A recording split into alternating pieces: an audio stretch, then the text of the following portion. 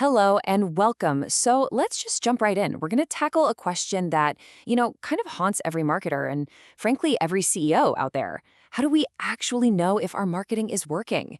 We're going to completely reframe how we look at marketing, shifting it from just another cost on a spreadsheet to what it really is, a powerful, measurable investment in growth. And who better to kick things off than Steve Jobs, right? He famously said, marketing is all about values. And that word, value, that's the key to everything we're about to unpack.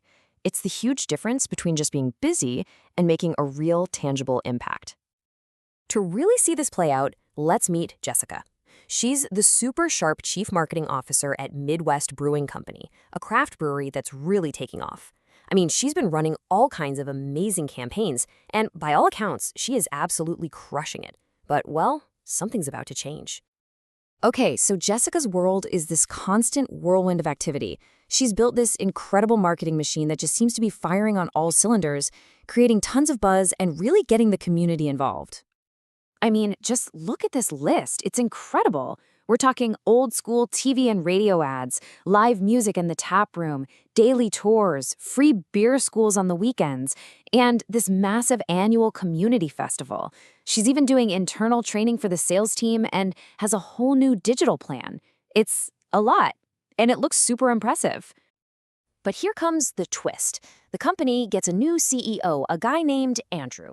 And let's just say Andrew, he sees the world a little differently. He's not so interested in all the buzz. He's interested in the bottom line. And boom, there it is, the moment of truth. Andrew cuts right to the heart of it. He sees all the stuff they're doing, but he asks the absolute killer question. What's the value we're creating here? Can you actually show me the ROI? He's completely shifting the conversation from what we did to what did we actually get for it? Now, Jessica's defense is probably what a lot of us would say, right? She points to better sales, more market share, good customer loyalty. She's got survey data showing people love their beer. She knows in her gut that all her work is making a difference. She can't prove exactly how or by how much. It feels right, but the hard numbers are fuzzy. And this is why Andrew's so concerned. 20%. Think about that. 1/5 of every single dollar the company makes is being poured into Jessica's marketing department. When you're spending that much money, it feels like it's working, just isn't going to cut it. And to make things even more intense, look at this. This isn't just about internal budgets. The craft beer industry is brutal. 97 breweries went out of business last year alone. So for Andrew, this isn't just some academic debate. It's about survival. Every single dollar has to count. This whole situation brings us to a much bigger point because Jessica's story isn't a one-off. This is a huge trend happening everywhere, this high-pressure environment that some people are calling growth or go. Just think about that for a second. 2/3. The majority of chief marketing officers are feeling this exact same heat from their boards. They're constantly being asked to justify their jobs, their teams, their budgets, to prove their value. Jessica is definitely not alone. And this pressure has led to some really big changes at major companies. You've got giants like Coca-Cola, Hershey, Kellogg's. They've actually started getting rid of the traditional CMO role and replacing it with a chief growth officer, a CGO. The message couldn't be clearer. Marketing isn't just about making cool ads anymore. It's about driving measurable growth, period. And here's what happens when you can't prove that value. Budgets get cut. It's that simple. We actually saw average marketing budgets as a piece of the total company revenue pie shrink. When you can't prove your worth, you become a very, very easy target for the chopping block. So, this all brings us back to that core question. What exactly is value? You see, the entire conflict between Jessica and Andrew really just boils down to two totally different definitions of that one little word. This slide really lays it all out, doesn't it?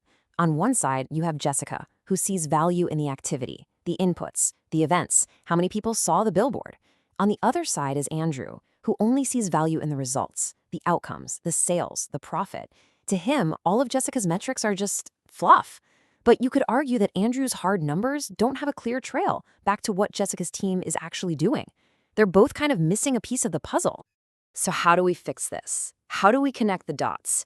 We need some kind of bridge to get from Jessica's world of activity over to Andrew's world of results. We need to forge what you might call a chain of value. You see, the problem is that the old school ways of measuring marketing ROI, they just don't cut it anymore. A lot of them focus only on profit, which is too narrow. They don't show you that step-by-step chain of evidence, and they totally ignore what's actually happening in the customer's mind. They just can't tell the whole story. And here it is. This is the solution. This new framework, this chain of value, it gives us the missing link. It creates a clear, logical path all the way from the money you spend to the money you make. It starts at level 0, input. That's your budget. Simple. Then level 1 is reaction. Did people even see our campaign? Did they like it?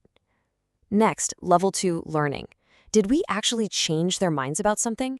Do they now know our brewery uses local ingredients? That leads right into level 3, action. Okay, so they learned something. Did they do anything about it? Did they go to the website? Did they visit the tap room? From there, we can finally measure level 4, business impact. Did those actions lead to real business results, like a bump in sales? And only then, at the very end, can we calculate the true level 5 ROI. Was the money we made greater than the money we spent? See? This chain connects every single thing Jessica does directly to Andrew's bottom line. No more guesswork. So when you start using a framework like this, you can finally have a totally new conversation. You stop arguing about costs and you start talking strategically about investments. It's a game changer. And you know, this isn't some crazy, radical new idea. Just look at the official definition of marketing from the American Marketing Association. The word value is right there, smack in the middle. The whole point has always been to create and deliver value. We needed a better way to prove it. So if there's one thing to take away from all of this, it's this. The challenge for modern marketers like Jessica isn't just to do more stuff. It's to build that undeniable chain of evidence that connects every activity, every campaign, every single dollar you spend to a tangible, valuable result. Which brings us to the final question, the one you should be asking yourself and your team. When your CEO looks at your marketing budget, what do they see? Do they see a cost center, a line item to be cut when times get tough? Or do they see a powerful, proven engine for growth? The answer to that question really depends on your ability to build that chain and prove your value.